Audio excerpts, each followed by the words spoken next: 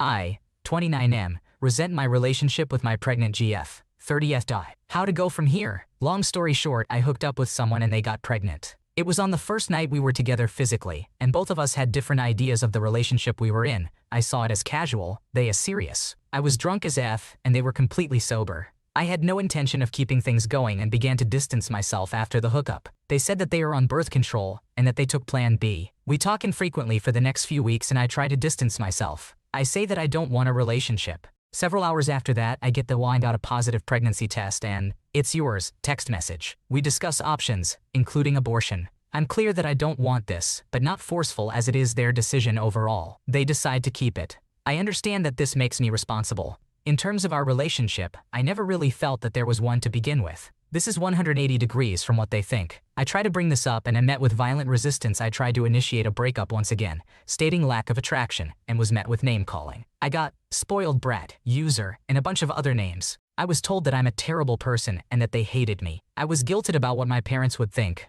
When I wouldn't relent, I was then threatened with the law. I was threatened that they and their mother would launch a custody case in family court and state to the court that I'm a drunk.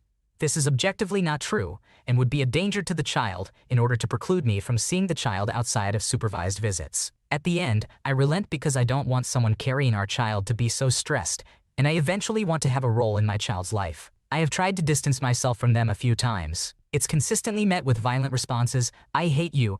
You aren't shit in terms of my job. You ruined my life." I'm consistently threatened with, "I'm going to get full custody. You'll never be in their life, and you'll find out what's going to happen if you don't want to be with me." I see them distressed, so I relent. This is not sustainable. At this point, I feel numb and resentful when we're together. I am not sure if ending it all is the right answer at this point, though.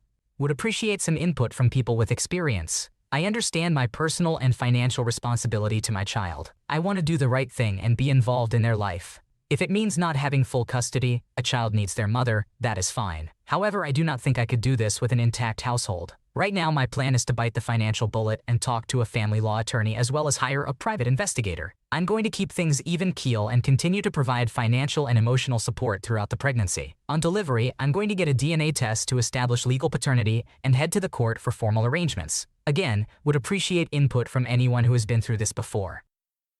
Your GF or whatever sounds batshit crazy, meaning you want this legal counsel ASAP. For one thing, she and weird mom could pack up and move away if there's no court order preventing it. Also, on your main question, this is something the attorney should answer. In some states, it might look bad if you leave. In others, it might look bad if you stay. Finally, she cannot know you're getting legal advice. Sooner or later, your addie will need to contact her, but until then, keep your mouth shut. This could be costly if she finds out. My wife is cutting herself off from the world, now wants to go no contact with her family. What should I do? My 40-year-old wife, 36-year-old have been married for 10 years. She has had a habit over the years of suddenly ghosting, cutting off friends and extended family members, and has recently now started saying that she doesn't want to see her parents anymore, wants to go no contact with them, wishes she'd gone no contact with them years ago, etc. If she does do this, it would leave her with no support network, etc. at all, except me and our 2-year-old son. Does anyone have any advice? Like I say, this isn't completely unprecedented. She has one by one ghosted the few friends that she had when I met her, usually without an obvious reason, and hasn't made any new friends. She has made occasional efforts at my urging to get out but gets discouraged and gives up very easily. Her mother has been coming up for the last 18 months to give childcare for our son, and this is a significant commute for her. We really have been very lucky to have someone willing and able. But especially over the last few weeks, my wife has been getting increasingly irate with her mom, and she has told me that she wants to go no contact and won't talk to her anymore once our son goes to nursery soon. She doesn't seem to have a specific reason for this. When pressed, she vaguely points to her childhood, which does genuinely seem to have been a tough Asian mom experience, or various perceived slights.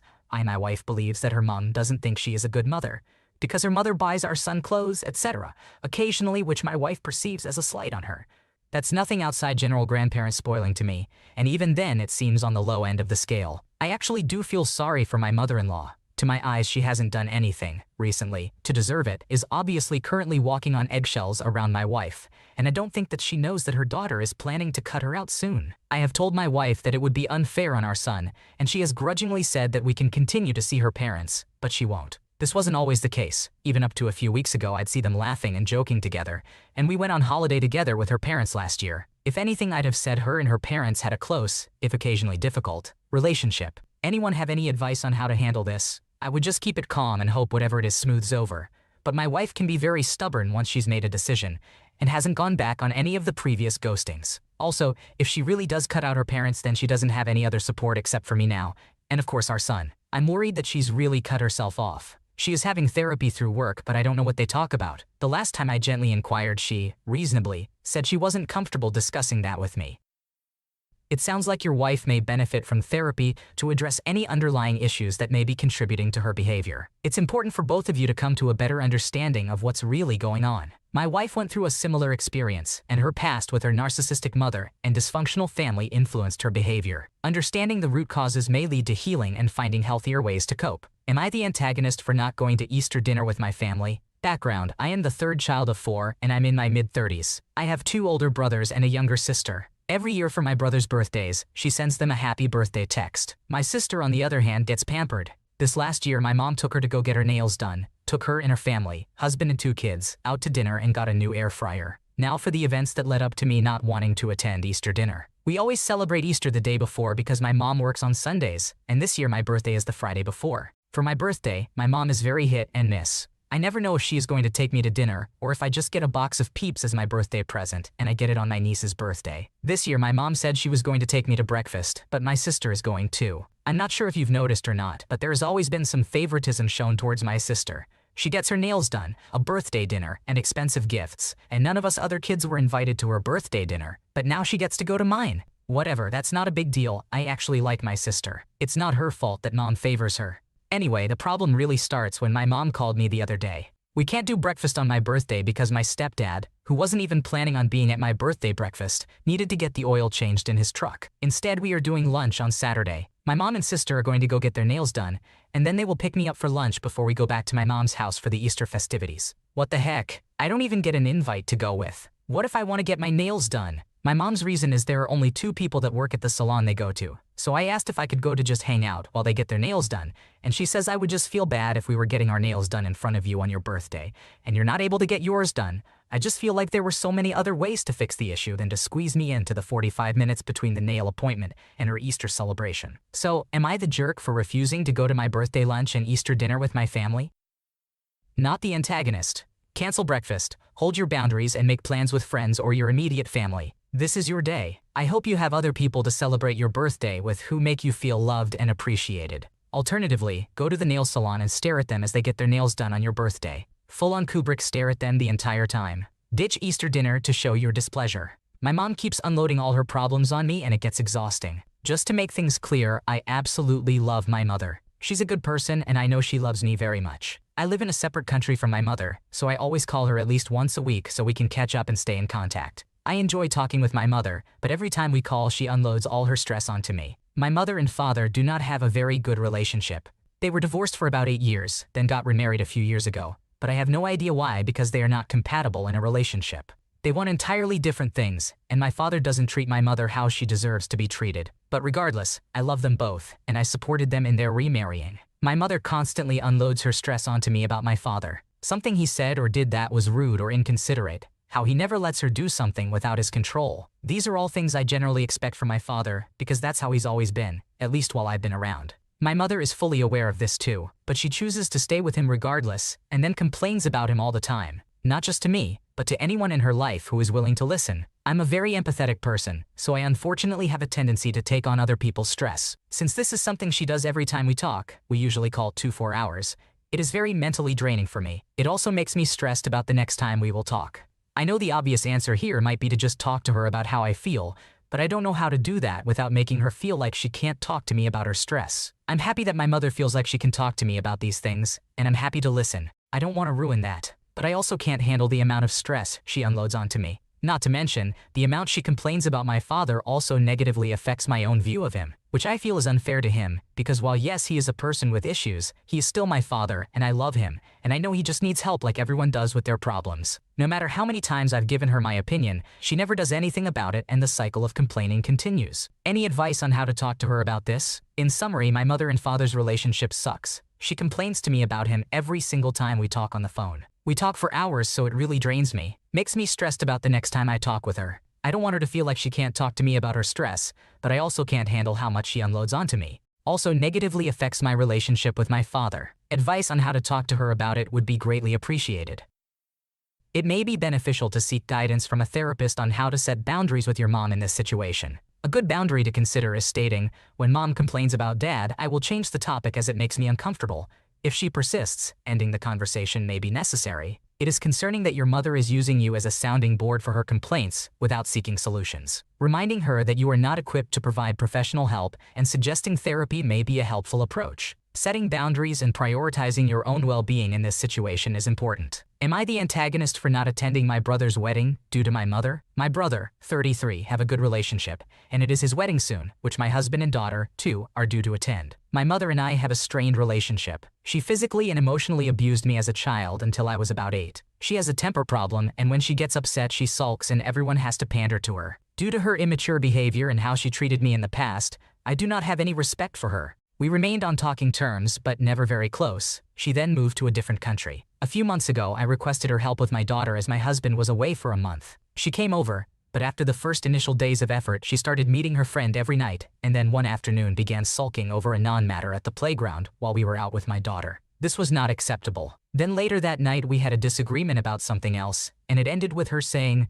"Don't ask for my help again." I told her to leave my house. A few days later, my mother tried to reach out, and I sent her an email about why I was upset, starting with my childhood, finishing with how immature behavior in front of my daughter is not acceptable. I was okay to look after my daughter by myself, but I was let down once again by my mother, even as an adult. My daughter had developed a good relationship with my mother, and I wanted that to continue if it was in my daughter's best interest. So I extended an olive branch, but also requiring she address her temper and commit visiting 2 to 3 times a year so my daughter can remember her. However, my mother did not respond. Now it is nearly my brother's wedding in a couple of months, and I was set to go with my husband and daughter, knowing my mother would be there. I had planned to ignore or fake nice for the sake of my daughter. However, 2 days ago she messaged me wanting to meet. She also wanted to offer her help with our second baby when it was born. I am currently pregnant. I am guessing she heard from my brother. I asked if she had read the email from a few months ago, but ignored the question saying she wanted to help, etc. I explained I need her to respond to the email, and if she doesn't address what I brought up, then I am not responding to her anymore as I can't trust she will be there when I need her. E.g. if she was to help with the birth. She responded with, "That's fine, take care. I'm here if you need me." This made me extremely upset, as I think I have finally come to terms that my mother will never change and never accept responsibility for her behavior.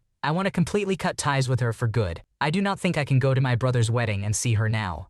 I also don't think it is in my daughter's best interest to see her, as I do not want her to be confused as to why she is likely to never see her grandmother again. But am I being selfish like my mother for not attending my brother's wedding? Am I the asshole?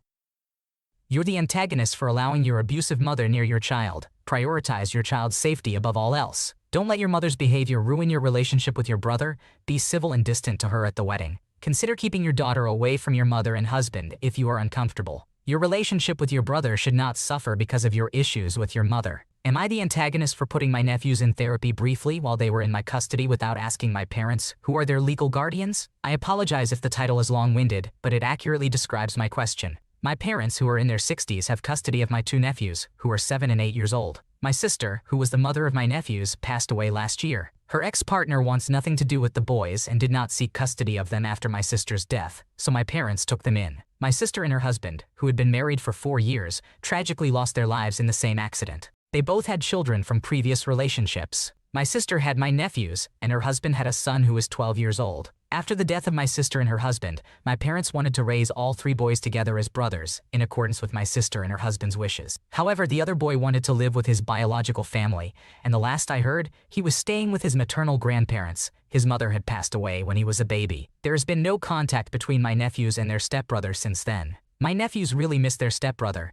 but it was evident that he did not share the same feelings towards them. He did not form a bond with anyone in our family, despite my sister referring to him as her son and my parents treating him as their grandson. I was away at college during most of this time, so I did not know the boy well, apart from the few months before the accident. Even then, it was apparent that he had not integrated into our family like my nephews had. Consequently, his grandparents, who have custody of him, have not facilitated any contact between the boys. My parents were upset about this, believing that he should be with his family. While this situation is hard for my nephews, it is the reality. My parents have not assisted my nephews in processing this, instead allowing them to cling to the hope that they will reunite one day. I doubt this will ever happen, and even if it does, it is still a long way off. My parents want my nephews to hold on to the memory of a brother they never truly had, as a way of finding peace after losing their parents. They rejected my suggestion that therapy could benefit the boys. This year, I had the boys with me for 7 weeks because both of my parents needed surgery.